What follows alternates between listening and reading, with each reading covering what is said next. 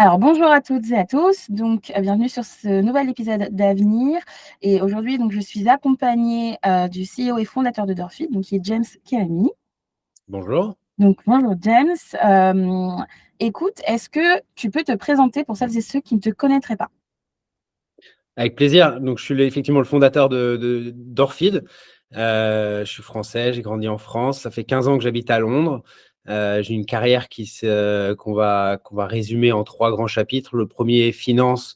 J'étais dans l'équipe à la Société Générale qui faisait du financement d'acquisition, donc M&A, pendant quelques années à Londres. Deuxième chapitre, très opérationnel. J'étais un des premiers employés d'Uber en Angleterre. Donc, j'ai lancé le business dans une bonne partie des villes anglaises et irlandaises. Et puis après, j'ai créé la première équipe chez Uber qui a fait la transition aux voitures électriques quand les voitures électriques n'étaient pas vraiment un sujet encore. Et chapitre 3, immobilier. Je suis passé dans plusieurs maisons, notamment dans une société qui s'appelle Spotahome, qui fait de la gestion locative moyenne durée, donc un Airbnb pour les gens qui restent 6 mois dans leur appart. Et puis après, du côté investissement en immobilier et l'investissement qui m'a amené à comprendre qu'il y avait un manque de technologie et un manque de données sur ce marché, ce qui m'a amené à créer Dorfit pour résoudre à la base mon propre problème. Et puis ensuite, faire une plateforme qui permet à d'autres investisseurs de bénéficier de cette data et de cette tech. OK et bah, parfaite transition. Est-ce que tu peux du coup nous pitcher Dorfid? Dorfit, c'est une plateforme qui est destinée à des investisseurs institutionnels, donc des fonds d'investissement, des banques, des assureurs. Et cette plateforme qui va leur permettre de construire des portefeuilles d'actifs résidentiels avec de la taille, avec de la précision, en répondant à un cahier des charges qui est assez spécifique, celui du monde institutionnel. Et donc des besoins qui sont très différents de l'investisseur locatif classique, puisque il y a des besoins du côté régulation, du côté gestion de fonds que d'autres investisseurs plus retail n'ont pas. Très bien et au moment de la création de Dorfid, du coup, c'était en quelle année? Les premières lignes de code ont été écrites en 2020. Ça s'appelait pas Dorfid. OK. Et donc, Dorfid est né en 2021. OK, très bien. À ce moment-là, le marché, de l'immobilier résidentiel, est-ce que tu peux un peu nous recontextualiser ce qui se passait à ce moment-là? En 2021, tout se passait très bien sur le marché immobilier de manière générale, mais comme dans tous les marchés, que ce soit de la tech, que ce soit de l'immobilier ou d'autres types d'investissements, il y avait beaucoup de capitaux il y a beaucoup de demandes, donc beaucoup de capitaux disponibles Mmh mh. du côté achat et un marché qui était super dynamique, des années de croissance où les prix n'ont pas décéléré jusqu'à arriver à 2021 et donc tout était très beau. C'était très dur de trouver des bonnes affaires. Les bonnes affaires partaient très très rapidement sur le marché Mmh. et l'environnement a un petit peu changé depuis. OK. Donc aujourd'hui, Darfit, c'est une plateforme qui fait une combinaison entre l'intelligence artificielle et l'expertise, immobilière. Est-ce que au moment où tu crées Dorfid, tu as déjà cette visualisation, enfin cette, vision de la plateforme, parce que 2020-2021, l'IA existe déjà, mais elle n'est pas forcément intégrée sur tous les outils. Est-ce que toi, tu étais déjà, à ce moment-là, heu prêt à intégrer l'IA, tu étais déjà excité par les technologies? Est-ce que tu savais exactement ce que tu voulais faire de l'outil? Ouais, alors après, l'IA, c'est un grand mot et on met plein de choses dedans, mais que ce soit de l'intelligence artificielle ou du machine learning, que souvent les gens mettent dans le même Mmh. panier, c'est pas vraiment la même chose. Nous, de notre côté, le focus, c'était de se dire comment est-ce qu'on fait pour utiliser de la technologie et rendre toutes les services d'investissement et les services opérationnels liés à l'investissement scalable. Et quand tu commences à avoir ce mindset, bah, évidemment, tu essaies de fouiller les quelques technologies que tu peux utiliser. Et de notre côté, il y a des briques d'IA qui ont été implémentées dès le début de la société. Ouais. Au niveau des cibles, donc je crois comprendre que, il y a ce que vous appelez family offices et les gestionnaires de patrimoine. Est-ce que tu peux nous expliquer un petit peu comment Dorfid, pour, les family offices, ils s'adaptent et pour les gestionnaires de patrimoine. Effectivement, dans la catégorie institutionnelle, on va mettre, ça commence par des family office et puis après on va aller plus vers des fonds de private equity et puis des fonds potentiellement un peu plus long terme que le fonds typique private equity. Si on se concentre sur la catégorie family office, ce qui se passe, c'est que les family office représentent l'intérêt de leurs clients étant des familles fortunées. Et les familles fortunées ont souvent pas mal d'immobilier dans leur patrimoine, mais ça reste très local, ça reste très le marché que je connais, la ville dans laquelle j'ai grandi. Et ce que toutes ces familles se rendent compte, c'est qu'à partir du moment où on commence à avoir de la taille, donc on n'est pas en train de parler de j'achète 3 à 5 appartes que je mets pour un investissement locatif, mais plus je crée un portefeuille qui va s'apparenter à je crée une foncière. Là, ça devient compliqué parce qu'il faut sortir de sa région si on veut commencer à prendre de la taille pour avoir de la diversification dans son portefeuille. Et puis, dès qu'on sort de la région, finalement, l'autre ville qui est à 100 km de chez moi, je ne sais pas vraiment comment chaque quartier vont trader. Je n'ai pas la donnée qui est vraiment disponible. Et si j'ai de la donnée, elle n'est pas forcément fraîche. Donc, quand je suis acheteur sur le marché, j'ai besoin de comprendre avec de la data comment est-ce que je fais un bon investissement dans une ville dans laquelle que je connais pas forcément. Donc là, ça devient dur. Et puis après, opérationnellement, c'est plus ma famille ou mon équipe ou mon gestionnaire local qui va faire la gestion locative et qui va gérer mon portefeuille et qui va faire les reportings comptables, les reportings d'audit, les reportings et en fait c'est là que la complexité arrive. Et puis souvent ces familles ou ces individus n'ont pas vocation à être trop impliqués dans chacun de leurs investissements. Et donc dès qu'on commence à grossir un portefeuille, c'est là qu'on a besoin de partenaires. Et souvent, les partenaires sont des partenaires locaux, que ce soit je gère les locataires, je gère les actifs, je gère les syndics. Et en fait, ces partenaires, ce qu'on voit, c'est qu'ils ne sont pas du tout équipés pour faire, pour faire du reporting ou pour faire de la gestion avec de la taille. Et c'est là qu'on arrive. Et donc, les family office, pour nous, c'est nos partenaires. Et c'est des partenaires qui vont ensuite délivrer une stratégie ou une solution à leurs clients qui va leur permettre de construire un portefeuille sur mesure dédié avec un partenaire qui leur permet de faire ça avec de la scale. Ok, très intéressant. Alors, peut-être plus au niveau de l'équipe. Donc, chez Dorfit, vous êtes combien de collaborateurs aujourd'hui? On a une trentaine de collaborateurs qui sont dans nos bureaux et on a 400 personnes qui sont sur le terrain, qui vont intervenir sur toutes les phases de l'investissement, que ce soit la due diligence de l'actif dès qu'on a détecté une opportunité d'investissement qui nous semble intéressante, le suivi des chantiers et puis derrière le suivi de l'immeuble et le suivi des locataires. Tu parles d'opportunités d'investissement. Quels sont les critères sur lesquels tu te bases justement pour juger cet investissement et repérer notamment les meilleures opportunités? Nous, on s'ajuste aux besoins de nos clients. Donc, chaque client va avoir une stratégie différente et la stratégie va donc inférer les KPIs qui vont être nécessaires pour détecter ou pour identifier ou qualifier cette opportunité d'investissement.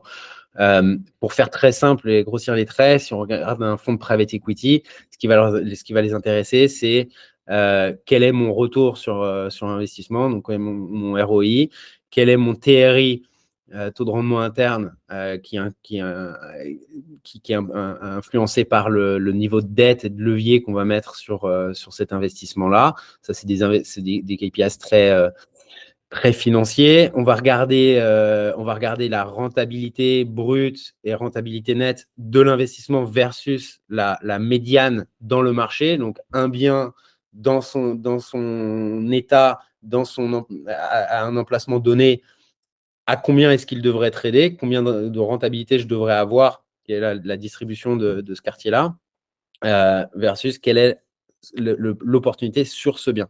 Et donc, en gros, ça va être un rendement très, très financier, mais ça va être un arbitrage de spread sur la rentabilité. J'achète très bien et c'est un bien qui peut être mis en location et je pars de vacances locatives. Ça va générer du cash flow. super.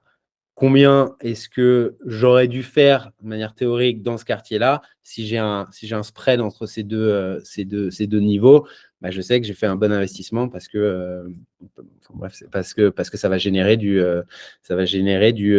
capital si je viens à revendre la plus-value, si je viens à revendre ce bien. Et puis derrière, c'est des KPI beaucoup plus opérationnels. Mmh. Et les KPI opérationnels, c'est-à-dire, bah, c'est bien, encore une fois, d'acheter 3 à 5 apparts, de faire ces petits travaux et de mettre des locataires ici et là. Quand on a beaucoup plus de taille, c'est se dire, est-ce que je peux être certain que mes travaux vont être faits en X semaines?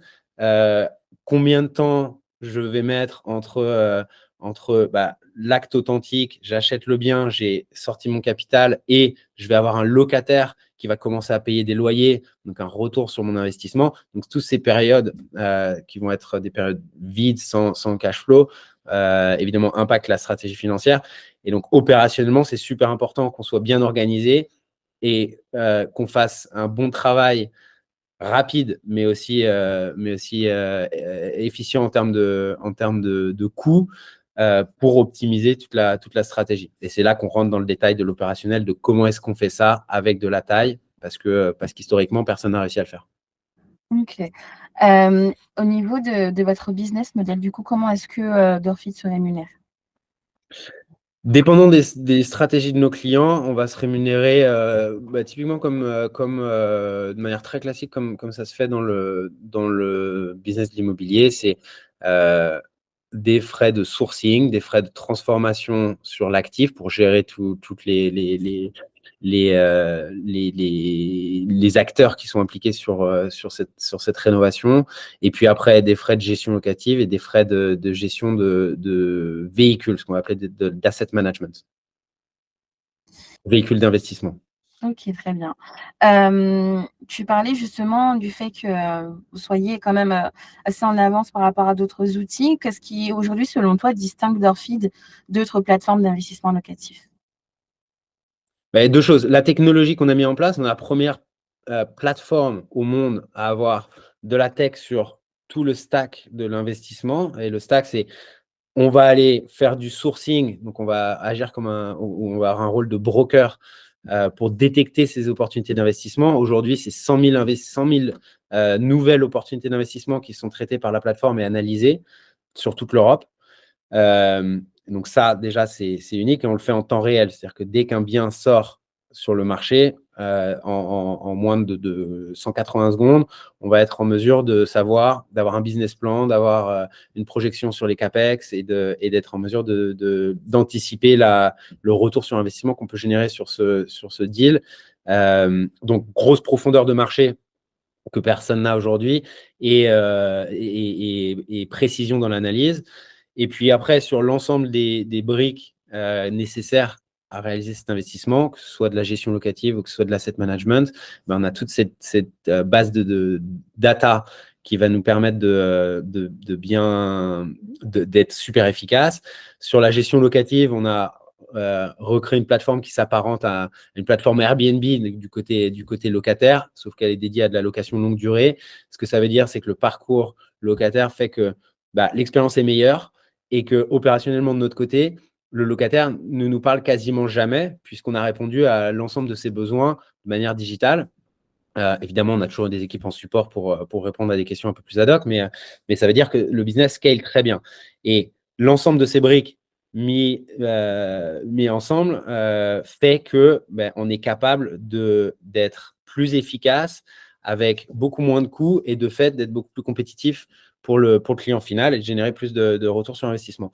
Et puis de côté opérationnel, c'est vraiment la brique sur laquelle on s'est concentré et qui nous rend très différents. C'est qu'on a un système qui nous permet d'avoir beaucoup d'opérateurs sur le terrain sans avoir une structure de coût fixe énorme. Et donc, moi, j'ai répliqué ce qu'on avait bien fait chez Uber et on a un modèle où tous ces intervenants, tous ces opérateurs vont être payés pour le service qu'ils rendent, mais ils ont la flexibilité d'aller avoir un travail à côté ou une autre activité et ils travaillent quand ils le souhaitent. Mais ça fait en sorte que du coup, on a un nombre important d'opérateurs sur le terrain, ce qui veut dire qu'on est capable d'être très réactif pour aller visiter des biens, on est capable d'être très réactif pour aller intervenir sur ces actifs une fois qu'ils ont été achetés, pour pouvoir répondre aux besoins quotidiens de la gestion d'un portefeuille, sans avoir toutes ces contraintes de scaling que les autres acteurs ont eues. Et ça, c'est lié à toute l'expérience l'expérience de mon équipe aussi, où j'ai recruté pas mal de personnes du côté Ops qui n'étaient pas forcément experts de l'immobilier, mais qui ont construit des plateformes qui étaient des premiers employés de chez Deliveroo, qui étaient les premiers employés de chez Uber, qui étaient les premiers employés de chez Gorillaz, et donc qui ont vu comment mettre en place une plateforme opérationnelle hyper efficace avec de la taille qui scale très fort, très vite, et être en mesure de mettre des process et des outils qui s'apparentent à des process très militaires. Il faut être très précis et pas faire d'erreur quand on fait de la taille. Et justement, du fait que vous soyez très bien préparé par rapport à la situation du marché, on sait qu'en ce moment, côté immobilier résidentiel, en termes d'investissement, c'est un petit peu flou. Donc, certains parlent d'une stagnation, d'autres d'une baisse, d'autres sont un peu pessimistes. Comment est-ce que, du coup, d'Orfid, vous faites face à la situation actuelle et comment est-ce que vous communiquez avec vos clients par rapport à ça?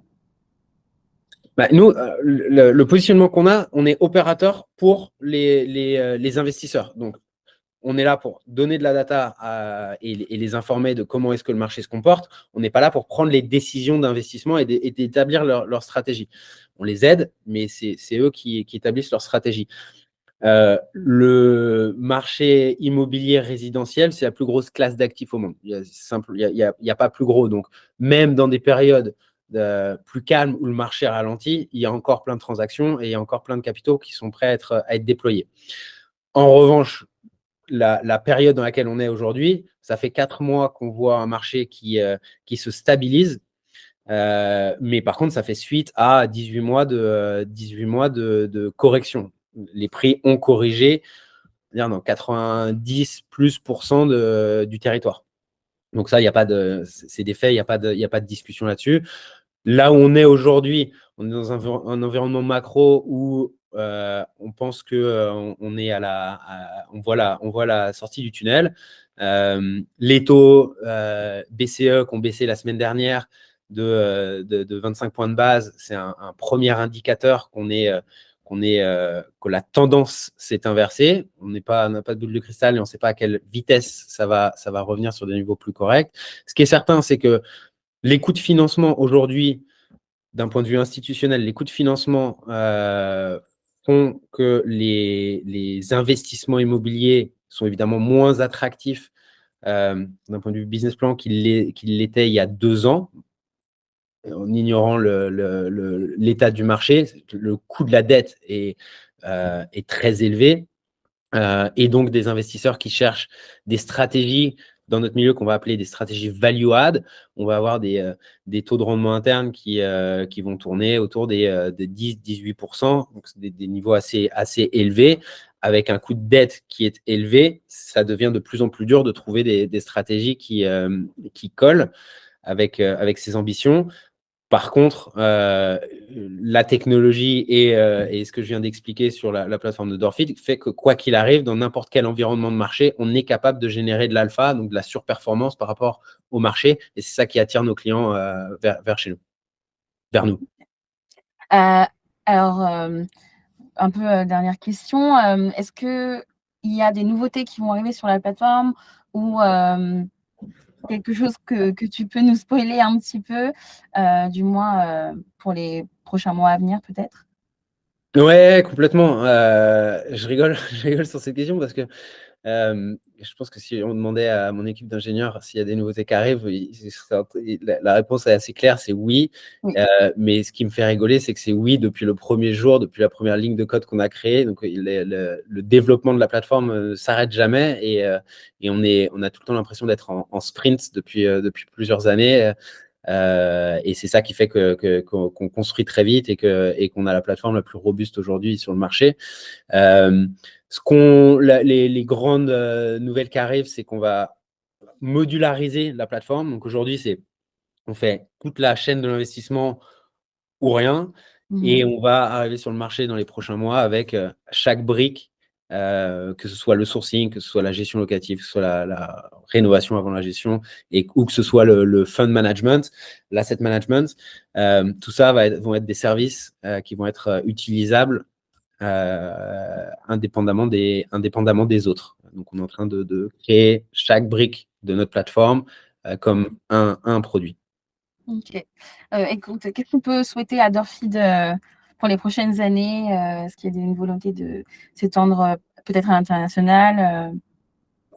Ouais, ce qu'on peut nous souhaiter, c'est plein de succès, évidemment. Nous, on a une culture qui est très claire. Une de nos valeurs, c'est qu'on est là pour gagner. Donc, c'est hyper compétitif chez moi.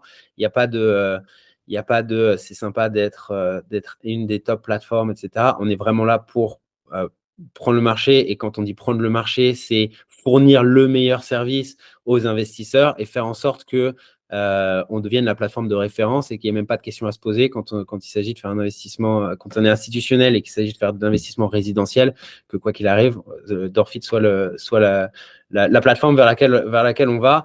On va ouvrir plusieurs marchés en Europe et on est en train de travailler sur le sujet en ce moment. Donc, on a lancé avec la France et on est ravis d'être en France. Par contre, on va très rapidement, avec le modèle qu'on a construit, on va très rapidement être en mesure d'être présent en Allemagne, d'être présent au UK, d'être présent en Espagne, au Portugal, en Italie et dans plusieurs pays voisins. Ok. Eh ben, écoute, on souhaite tout le meilleur. En tout cas, merci beaucoup, James, de nous avoir partagé Merci. ton expertise et de nous avoir parlé de Dorfeed. Et puis, on espère se revoir très bientôt. On vous souhaite tout le meilleur. À Merci. très bientôt. Merci beaucoup. Merci.